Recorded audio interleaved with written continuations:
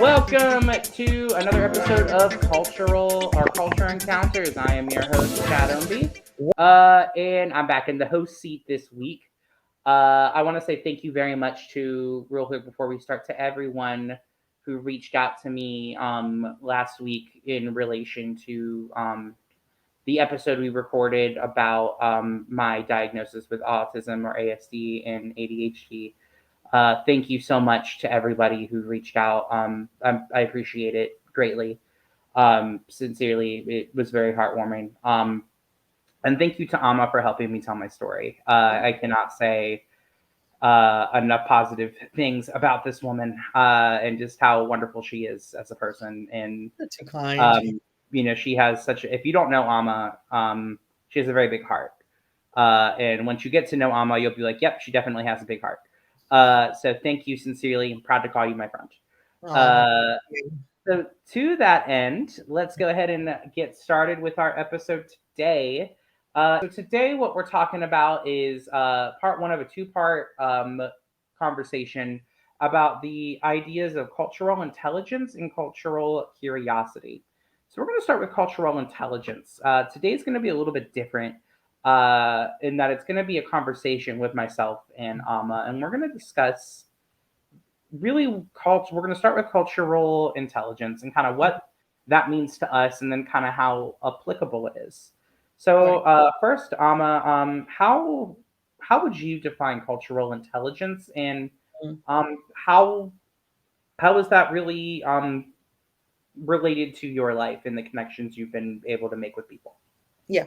Well, that's a great question. But before we even dive into that, I want to mention that the purpose of our nonprofit, like our current mission, is promoting cultural acceptance, awareness, and overall cultural appreciation, right? So that's kind of where we are. That's the field. We started off as an arts organization, but over the last 3 years, we've moved into this realm of promoting cultural appreciation and awareness. And there's a reason for that. The reason for that is twofold. One is personal to me as an immigrant living in America. It's become apparent that there is, especially where we live in Virginia and beyond, where we're not as diverse culturally as we would like in a big city like in DC or in New York. There is a lack of cultural appreciation where it almost seems like all the immigrants tend to either live close to each other and band together, and almost there is this force to assimilate versus integrating into a beautiful culture like this. So that there is a need. And so anyway, I'm going to use that as the basis for which I define what I think cultural intelligence is. I think the cultural intelligence in its simplistic form, and I've been reading around too, and I have my own definitions, but from just my understanding of it, cultural intelligence pretty much it's one's ability to relate to someone from another culture, right? And so even within the United States, you do have subcultures. And so for one to be able to go across their culture and relate tangibly or effectively with someone in another culture is what we call cultural intelligence. And it's kind of derived from the roots of emotional intelligence, Right. where emotional intelligence is dealing more with your ability to understand your own emotions and respond appropriately to your own emotions, and also understanding that of someone else and responding to that. It kind of has that same connotation when you bring it into the cultural sense, where you are understanding your own culture and how your culture influences the way you act, the way you think, the way you live. It also influences your biases, right? And being able to put those aside and going across and relating to someone else from another culture. So I know what I said is a lot, but in its Right. again simple form, cultural intelligence is the ability to relate to someone from another culture. So Now, that's pretty much what it is. my question for you is what I've been pondering about this is the word Mhm. intelligence is such a in general such a loaded word, Yeah. with so many different interpretations of what that Yeah. means. Mhm. So my question for you is are some people predisposed to being naturally better at cultural intelligence, or is it something where it can be taught? It can be, learned based on, your life experiences. Because, like, for example, as a teacher, we don't expect students to know long division until we teach it to them. But, Exactly. that also, yes, you need to have the ability to like be exposed to different cultures, but at the same time, some people, based on not neurodivergence or whatever, may have different abilities when it comes to different types of intelligences, like you said. Mhm. So, Yeah. do you think people, certain individuals are more not susceptible, but are Mhm. more capable of Yeah. possessing a cultural intelligence, or do you think that it's kind of like a blank slate, and then all we need is just open dialogue?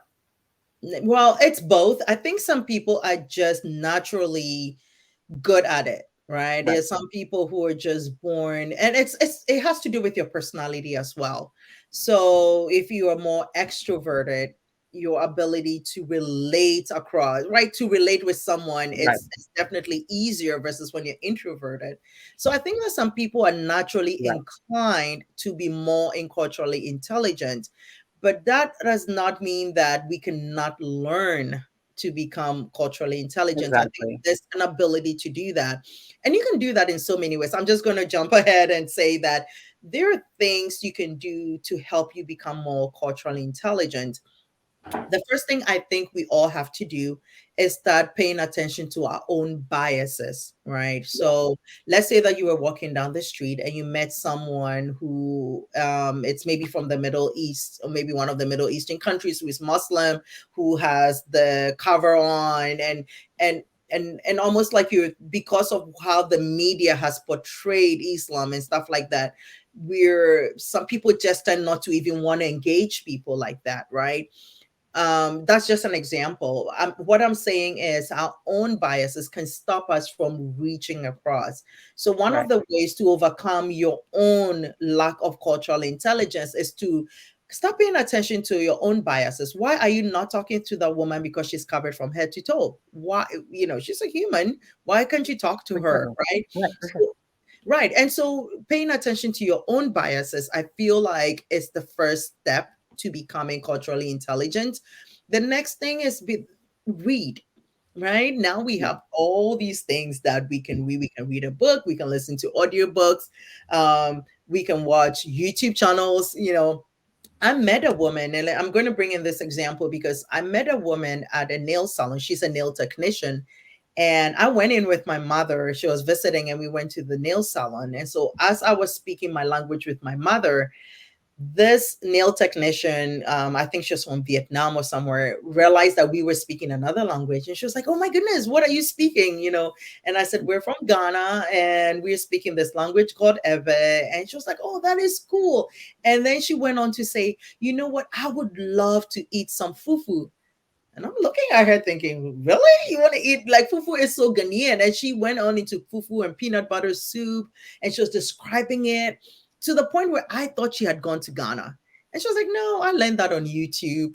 you know, Right. but And that actually, and we can talk more right? about that woman as well. It sounds like she like kind of goes to that point of cultural intelligence, like She kind does. of, but Yeah, also cultural curiosity too. Of like she took exactly. the time to look up this recipe on Hmm. YouTube. Yeah, And that's the beautiful thing about the internet right now is there's yeah. so, oh my gosh, there's like so many negative, toxic, horrible things online. But Hmm. there's also has made the world so much smaller that you have Yeah. so much like access to different cultures and different customs and Mhm. different food and Yeah. different, there's so many different things and there's so much Oh, yeah. information at your fingertips, which, as we know, is a double-edged sword. But I think the positive, like you said, is Yeah. you can learn about all of these things. Mhm. You can learn about different cultures and everything. So Yeah. I think I wonder about that too with the cultural intelligence. You know, there's implicit bias, but that implicit bias comes from somewhere. So Mhm. whether it is society will perpetuate a lot Yeah. of negativity. Mhm. Um, in the world about placing a label of an other on somebody. Exactly. Um, and another thing is also familiar relationships as well. Mhm. You would love for every single person in your life to be an amazing human being, but the Yeah. fact is, a lot of people are raised with implicit biases or whatever. Yeah. I think that when you get to know someone, it answers a lot of your own questions and it also addresses your own biases as well. Right. Right. Right. And I think that that's the struggle. The struggle is that we don't make time, especially in this day and age of technology, to get to know who you're in the room with. Right. You know, there's been times when even on a daily basis, I'm in a room and I'm thinking to myself, my goodness, like I'm in a room filled with all Americans and then maybe me, right? And I'm Right. thinking, this is such an opportunity for us, not just for them to know who I am, but for me to know them as well. But Right. we're all busy either on our phones or talking about something that is not beneficial in that moment, right? Right. We've been to restaurants. So my family and I enjoy going to ethnic restaurants. That's like a big thing. Like we travel and we're looking for every ethnic restaurant we can go to because it Mhm. gives us, I think we do that for two reasons. One is a selfish reason because we find that with ethnic foods remind us of our own food. So that is why we kind of gear towards ethnic foods when we travel. But another Mhm. reason is that then it gives you, it almost feels like you were in somewhere exotic, And Oh, so, absolutely. yeah. So when we travel, like when we go on vacation, I'm always on my phone looking for ethnic restaurants around me and we would try all these different foods from ethnic restaurants.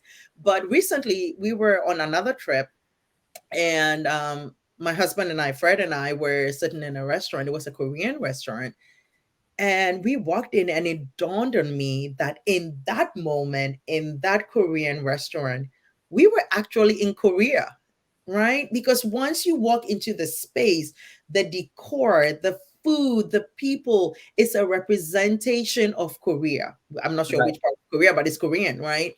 And so it was a representation of Korea. And I was telling Fred, one thing we don't do enough is when we walk into restaurants, we're not paying attention to the artwork on the room in the room, or even engaging on a deeper level with a waiter or a waitress to kind of get to know their culture on a more deeper level.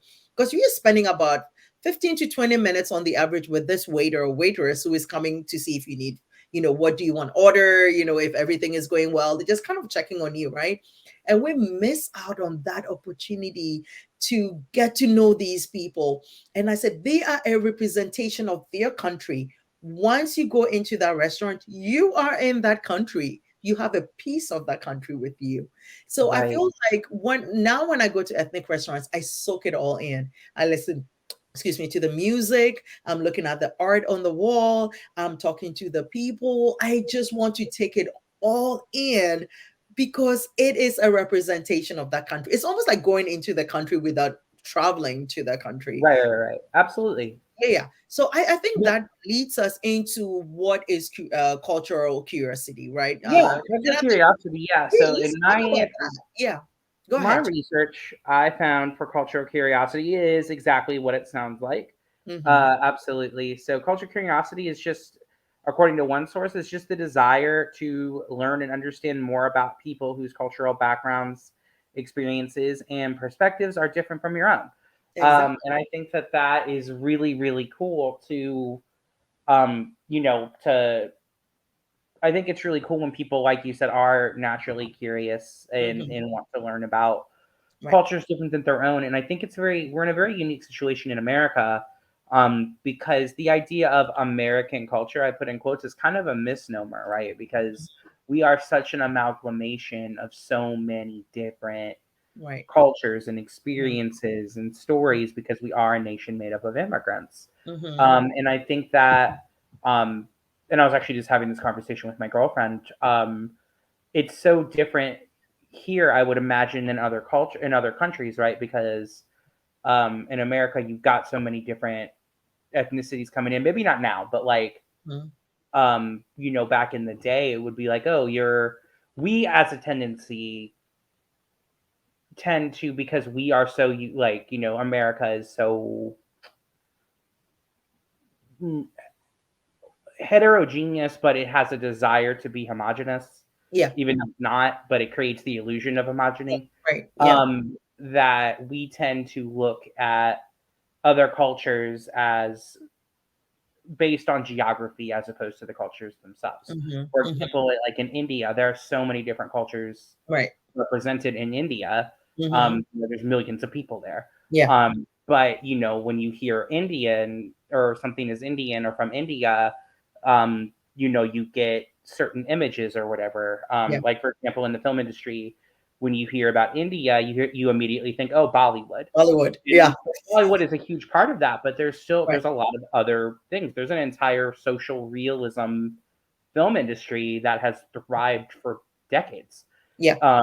Their geography is not culture, and I think that is important to note. And I think that the long-winded point I was getting to was that um, we need to be curious to delve deeper. You can't just make the assumptions based on oh, you're from China, so this must be what you do Yeah. because everybody in China is the same. No, they're Yeah. not. No. Like there are, similarities and things. And I think that culture of curiosity can hopefully lead to understanding that you Yeah. can't define someone else's culture for them, Yeah. if that makes sense. Exactly. So it's funny you say that because when I first came into the country, and I still hear it, so a lot of people think Africa is one country, right? Right. And that there are all these different states. And so when I say I'm from Ghana, they're like, oh, so Africa is the country and Ghana is the state, right? And it's not. Right. Africa is a continent, and there are 54 different countries, and we're just one out of those 54. And it's mind blowing for people because they can't understand, like, they can't wrap their minds around that. And even Right. within my country, Ghana, there are about 15, I think that has changed by now, but there are 15 languages that are learned in school. And then there are over maybe 30 something or even more dialects that are spoken that are not even learned in school. And this is one small country with a population of about 30 million. And so it's very diverse. And I think that when people are curious, one of the things people need to start finding, and not just the geography, but engaging people enough to get to understand where they are coming from, right? Right. And again, we're on our phones like 90% of our day, if not more, right? Sure. Right. Google stuff. Mrs. Google, I say Google is female, but anyway, Mrs. Google is smart enough to tell you all the Yeah. things you want to find out. And then the YouTube videos. If you like, if you're a video person, go on YouTube, Google a country. Maybe I mean, not Google, like search a country on YouTube. And there are all these videos you can watch. There are all these like tourist videos. There's the lives of people every day on all. Just find out the world because it's beautiful. We don't have to travel to do that.